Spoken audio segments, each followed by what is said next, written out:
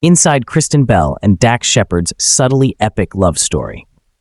There are reasons why Kristen Bell and Dax Shepard, parents of 2 daughters, frequent co-stars, and the picture of conscientious companionship, are one of Hollywood's most enviable couples. Kristen Bell and Dax Shepard seem pretty cool, the type of famous people you would totally want to hang out with should that opportunity somehow arise. But for more than a decade, they've also been a force to be reckoned with. They're a Hollywood power couple, to be sure. Bell, both a SAG Award nominee for Outstanding Performance by a Female Actor in a Comedy Series for Nobody Wants This, and the host of the February 23rd ceremony. Yet their real strength as a unit comes from self-awareness, mutual support, and being emotionally tuned into each other. And trust. Oh, so much trust. Even if Dax hooks up with the most beautiful person in the world at work, I know he's committed to our family. Bell told E! News correspondent Will Marfugi in a recent interview, "I know he's coming home. I know he loves our children. I know he strives to be a great husband and father." Like when he made out with Minka Kelly on Parenthood, she explained, "I was like, yes, get it. We're married, we're not dead." And Shepard roots for his wife right back, Bell relaying on E! Talk in October that he took her steamy chemistry with Nobody Wants This co-star Adam Brody in stride. "Even I can acknowledge watching it, like, whoa, that's hot," she said. "My husband said the same thing. Like, watching the first episode, he was like, oh my God, I want you to kiss him so badly." If this sounds almost too well adjusted to be true, Bell and Shepard have also been candid about going to couples counseling. The incredibly toxic pattern of fighting they engaged in early on, the things they still bicker about, and the times they almost broke up, as well as the one time they did, and also about all the work that goes into keeping their marriage healthy, lest anyone think that their 17-year relationship runs on wisecracks alone. Though they do find each other hilarious, most of the time. The only thing that I remember is that he talked so much. I was like, this guy can talk. Bell said in 2019 on the Sunday Sit-Down with Willie Geist, recalling their no sparks whatsoever first meeting in 2007. "I didn't know who he was. I was like, maybe that's one of the guys from Jackass or something." Serendipitously, a second impression soon followed. About 2 weeks later, mutual friend Michael Rosenbaum brought Shepard with him to a Los Angeles Kings-Detroit Red Wings game, where a newly single Bell also was. While Rosenbaum was busy talking about hockey, as Bell chided him on a 2018 episode of his podcast Inside of You with Michael Rosenbaum, Shepard started talking to her, and then asked his fellow Michigan transplant if he could have the gum that was in her mouth and held out his hand. She still gave Rosenbaum her number. I wanted to keep all options on the table, but the Veronica Mars star was smitten with Shepard. However, as she told Geist, she had actually met her future husband 2 weeks prior at Forgetting Sarah Marshall, producer Shauna Robertson's birthday party, and the hockey game was his second impression. And he took the liberty of getting her number from Robertson. But after about 2 months of dating, Shepard broke up with her. "We were on the road to something serious," Bell recalled to Rosenbaum, and he said, "I want to be very responsible with you because I really respect you. I'm still dating other people, etc." In retrospect, I realize how respectful that was, even though it broke my heart at the time, she added. He wasn't going to continue to sort of date me like a real relationship and then have other dates on the side. She was admittedly devastated, but woke up determined the next day to resume having a good time as a single gal. 4 days later, however, Shepard called and said he'd made a mistake. But Bell still had her reservations, since he had a lot of stories about his more reckless days, and he loved to tell them. "First of all, he's infinitely charming, and he kept me laughing," Bell said about their early stages of their relationship. "I had a lot of fears when we first started dating because he had a very wild past, and the difference between an addict and someone who just enjoys drugs and alcohol is that the moment any one of those things enters their system, they no longer have the ability to make decisions correctly. If he has one sip of beer, there is a different person behind the wheel of his brain," she continued. "So I didn't necessarily understand that, but also he talked about all sorts of things involving drugs and alcohol. And he told them like he's telling a fun story about a cool dinner with his parents, and it scared the stout of me because there was no "that's crazy, I'd never do that again." Therapy. You know we love therapy. Helped them realize that Belle needed an addendum after each story, an acknowledgement that all that fun was firmly in the past, which Shepard was then able to provide. Talking to Harry Connick Jr. on Harry in September 2017, Belle admitted that her fighting style when they did have arguments used to be suspect. "When we first met, we fell madly in love, and I love the dramatic exit. There is nothing I crave more," she said. "We'd get in a fight because we'd fight a lot, and I'd yell something and then slam the bedroom door.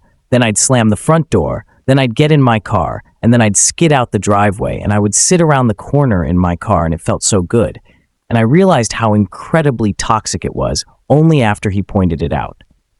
3 months into our relationship, he was like, 'You can't leave anymore during fights. I'm not going to do that.'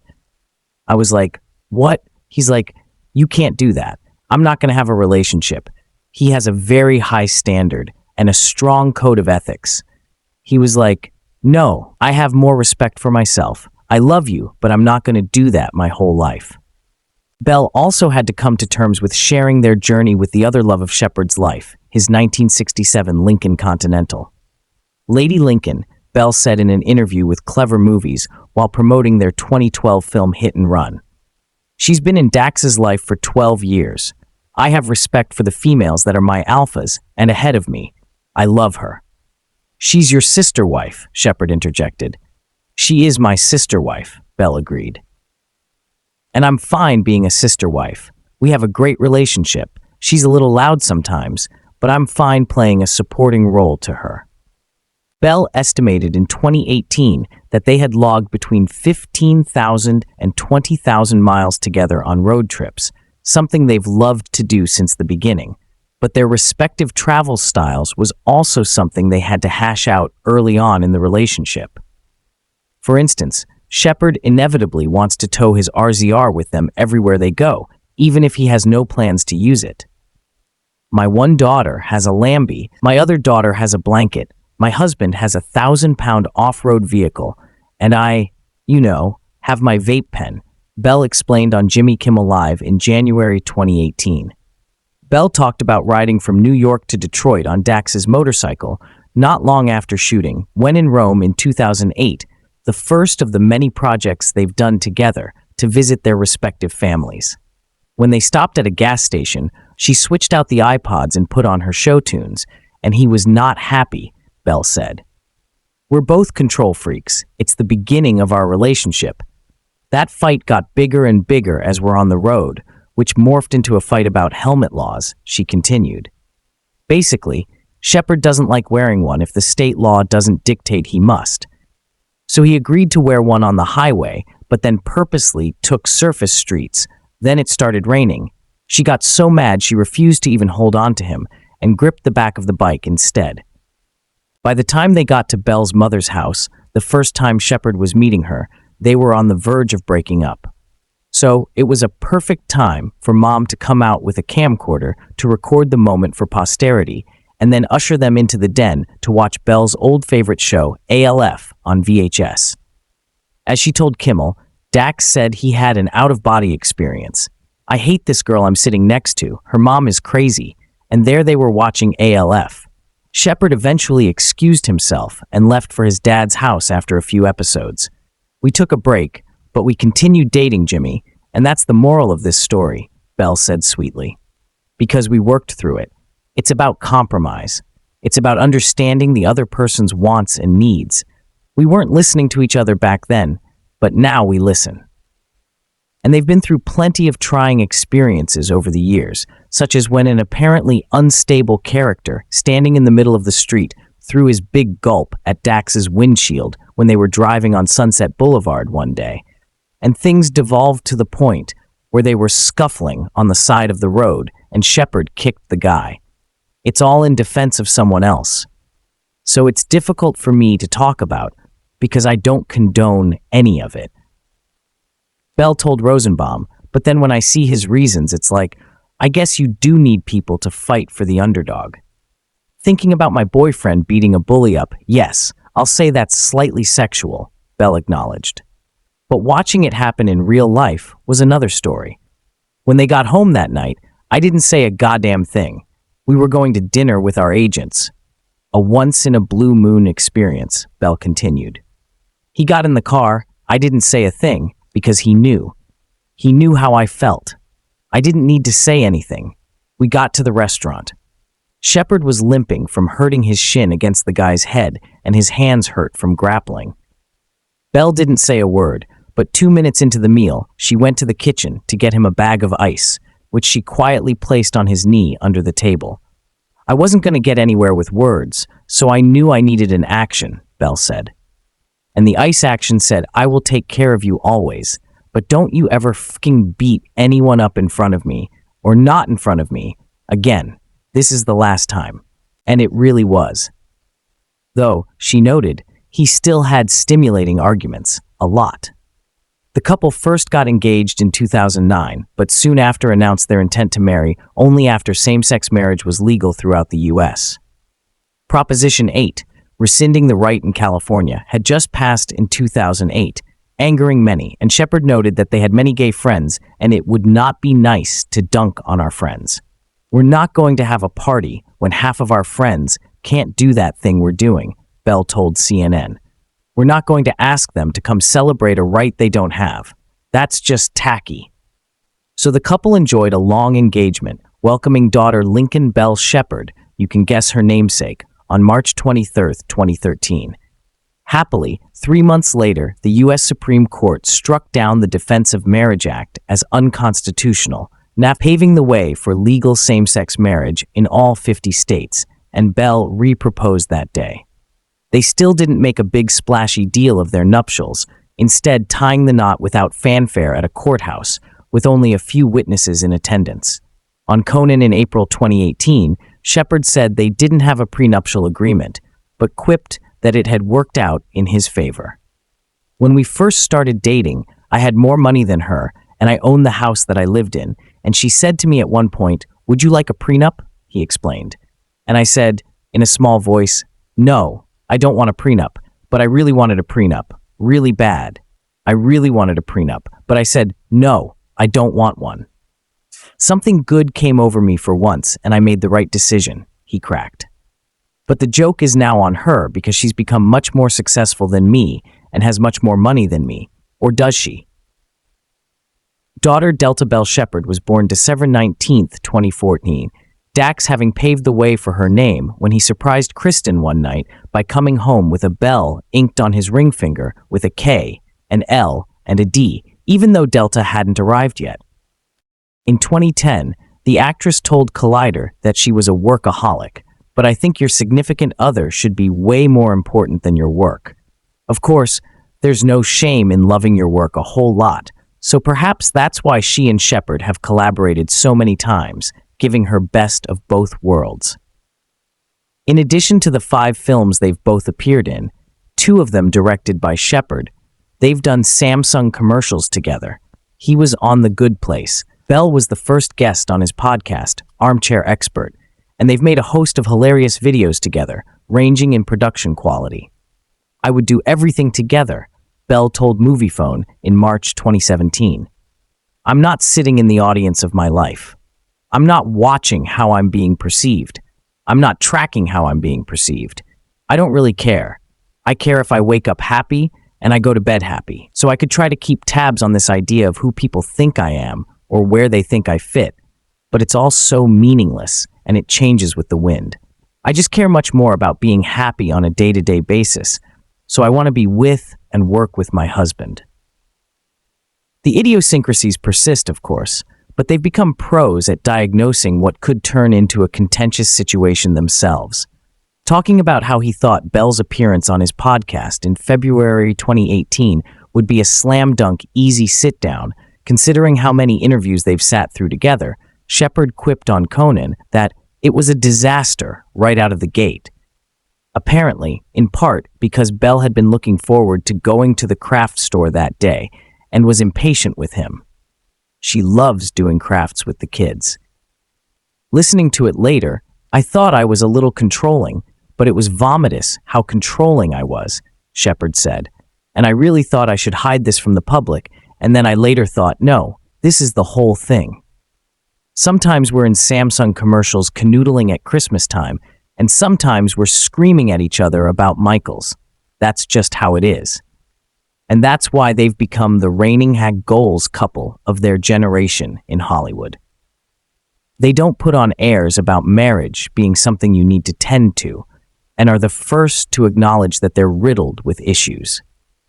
Playing a game on The View, testing how well they knew each other.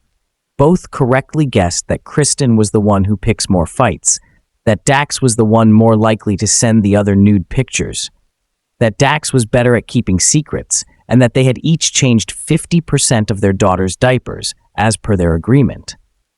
On Valentine's Day in 2018, Belle offered up a handwritten primer, which she posted on Instagram, that, as an old married woman, she felt it might be beneficial to share.